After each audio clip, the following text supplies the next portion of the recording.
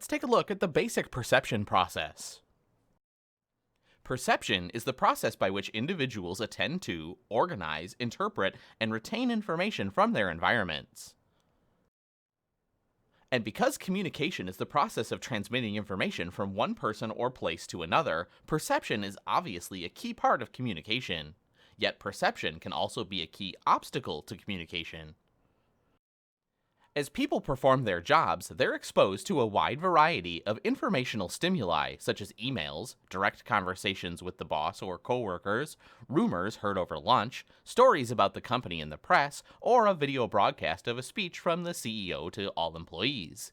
Just being exposed to an information stimulus, however, is no guarantee that an individual will pay attention or attend to that stimulus. People experience stimuli through their own perceptual filters, the personality, psychology, or experience-based differences that influence them to ignore or pay attention to a particular stimuli. Because of filtering, people exposed to the same information will often disagree about what they saw or heard. As shown here, perceptual filters affect each part of the perception process: attention, organization, interpretation, and retention. Attention is the process of noticing or becoming aware of particular stimuli. Because of perceptual filters, we attend to some stimuli and not others. Organization is the process of incorporating new information from the stimuli that you notice into your existing knowledge. Because of perceptual filters, we're more likely to incorporate new knowledge that's consistent with what we already know or believe. Interpretation is the process of attaching meaning to new knowledge. Because of perceptual filters, our preferences and beliefs strongly influence the meaning we attach to new information. For example, this decision must mean that top management supports our project. Finally, retention is the process of remembering interpreted information. Retention affects what we recall and commit to memory after we've perceived something. Of course, perceptual filters affect retention as much as they do organization and interpretation. In short, because of perception and perceptual filters, people are likely to pay attention to different things, organize and interpret what they pay attention to differently, and finally, remember things differently. Consequently, even when people are exposed to the same communication, for example, organizational memos, discussions with managers or customers, they end up with very different perceptions and understandings. This is why communication can be so difficult and frustrating for managers. Perception creates communication problems for organizations because people exposed to the same communication and information can end up with completely different ideas and understandings. Two of the most common perception problems in organizations are selective perception and closure. Selective perception is the tendency to notice and accept objects and information consistent with our values, beliefs, and expectations while ignoring or screening out inconsistent information. After we have initial information about a person, event, or process, closure is the tendency to fill in the gaps where information is missing, that is, to assume what we don't know is consistent with what we already do know. Attribution theory says we all have a basic need to understand and explain the causes of other people's behaviors. In other words, we need to know why people do what they do. According to attribution theory, we use two general reasons or attributions to explain people's behavior: an internal attribution, in which behavior is thought to be voluntary or under the control of the individual, and an external attribution, in which behavior is thought to be involuntary and outside the control of the individual. If you've ever seen someone changing a flat tire on the side of the road and thought to yourself, "What rotten luck, somebody's having a bad day," you perceived the person through an external attribution known as defensive bias. The defensive bias is the tendency for people to perceive themselves as personally and situationally similar to someone who's having difficulty or trouble. When we identify with the person in this situation, we tend to use external attributions, that is, features related to the situation, to explain the person's behavior. Fundamental attribution error is the tendency to ignore external causes of behavior and to attribute other people's actions to internal causes. The self-serving bias is the tendency to overestimate or value by attributing success to ourselves, internal causes, and attributing failures to others in the environment, external causes. The self-serving bias can make it especially difficult for managers to talk to employees about performance problems. In general, people need to maintain a positive self-image. Communication is the process of transmitting information from one person or place to another. This exhibit displays a model of the communication process and its major components: the sender, message to be conveyed, encoding the message, transmitting the message, the receiver, receiving the message, decoding the message, and the message that was understood, and the noise which interferes with the communication process. The communication process begins when a sender thinks of a message he or she wants to convey to another person. Encoding means putting a message into a written, verbal, or symbolic form that can be recognized and understood by the receiver. The sender then transmits the message via communication channels. Unfortunately, because of technical difficulties or people-based transmission problems, messages aren't always transmitted. Decoding is the process by which the receiver translates the verbal or symbolic form of the message into an understood message. The last step of the communication process occurs when the receiver gives the sender feedback. Feedback to the sender is a return message to the sender that indicates the receiver's understanding of the message. Noise is anything that interferes with the transmission of the intended message. Noise can occur in any of the following situations: the sender isn't sure what message needs to be communicated, the message is not clearly encoded, the wrong communication channel is chosen, the message is not received or decoded properly, or the receiver doesn't have the experience or time to understand the message. Jargon, which is vocabulary particular to a profession or group, is another form of noise that interferes with the communication channels and process in the workplace. An organization's formal communication channel is the system of official channels that carry organizationally approved messages and information. Organizational objectives, rules, policies, procedures, instructions, commands, and requests for information are all transmitted via the formal communication systems or channels. There are 3 formal communication channels: downward communication, upward communication, and horizontal communication. Downward communication flows from higher to lower levels of the organization. Downward communication is used to issue orders down the organizational hierarchy, to give organizational members job-related information, to give managers and workers performance reviews from upper managers, and to clarify objectives of organizational goals. Upward communication flows from lower levels to higher levels in the organization. Upward communication is used to give higher-level managers feedback about operations, issues, and problems, to help higher-level managers assess organizational performance and effectiveness, to encourage lower-level managers and employees to participate in organizational decision-making, and to give those at lower levels the chance to share their concerns with higher-level authorities. Horizontal communication flows among all managers and workers who are at the same organizational level, such as a day shift nurse coming in at 7:30 a.m. for a half-hour discussion with the midnight nurse supervisor who leaves at 8 a.m. in the morning. Horizontal communication helps facilitate coordination and cooperation between different parts of the company and allows coworkers to share relevant information. An organization's informal communication channel, sometimes called the grapevine, is the transmission of messages from employee to employee outside formal communication channels. The grapevine arises out of curiosity, that is, the need to know what's going on in an organization and how it might affect you or others.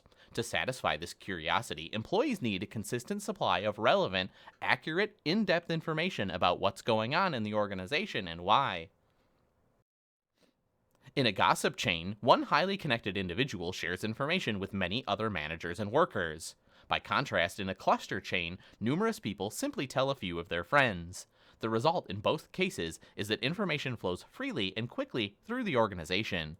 Some believe that grapevines are a waste of employees' time, that they promote gossip and rumors that fuel political speculation, and that they're sources of highly unreliable, inaccurate information.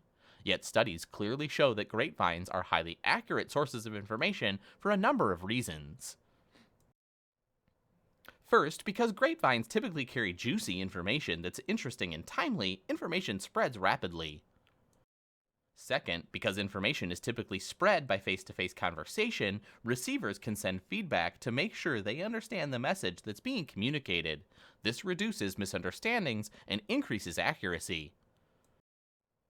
Third, because most of the information in a company moves along the grapevine rather than through formal communication channels, people can usually verify the accuracy of information by checking it out with others. What can managers do to manage organizational grapevines? The very worst thing they can do is to withhold information or try to punish those who share information with others. Nonverbal communication is any communication that doesn't involve words. Nonverbal communication almost always accompanies verbal communication and may either support or reinforce the verbal message or contradict it.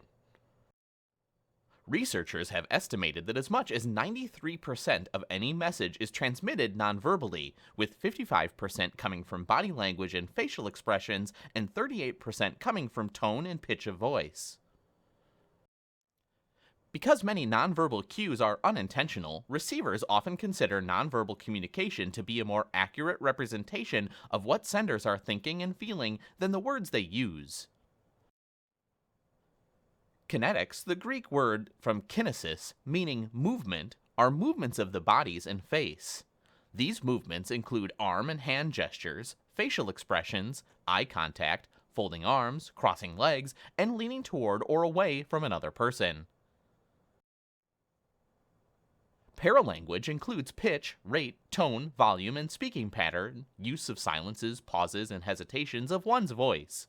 When people are unsure of what to say, for example, they tend to decrease their communication effectiveness by speaking softly. When people are nervous, they tend to speak faster and louder. How much does paralanguage matter? In short, because nonverbal communication is so informative, especially when it contradicts verbal communication, managers need to know how to monitor and control their nonverbal behaviors. Sometimes messages are poorly communicated simply because they're delivered using the wrong communication medium, which is the method used to deliver a message. There are two general kinds of communication media: oral and written communication. Oral communication includes face-to-face interactions and group meetings through telephone calls, video conferencing, and other means of sending and receiving spoken messages. Studies show that managers generally prefer oral communication over written because it provides an opportunity to ask questions about parts of the message that they don't understand. Oral communication is also a rich communication medium because it allows managers to receive and assess the nonverbal communication that accompanies spoken messages, that is, body language, facial expressions, and voice characteristics associated with paralanguage. Furthermore, you don't need a PC and an internet connection to conduct oral communication. Simply schedule an appointment, track someone down in the hall, or catch someone on the phone. Written communication includes letters, emails, and memos. Although most managers still like to use oral communication, email in particular is changing the way how we communicate with workers, customers, and with each other.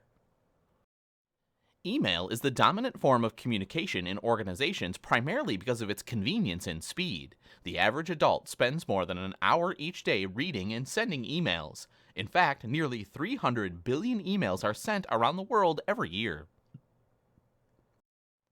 Part of the reason for email's dominance is that, as written communication, it's well suited for delivering straightforward messages and information. Furthermore, with email accessible at the office, at home, and on the road by laptop computer, cell phone, or web-based email, managers can use email to stay in touch from anywhere at almost any time. And because email and other written communications don't have to be sent and received simultaneously, messages can be sent and stored for reading at any time.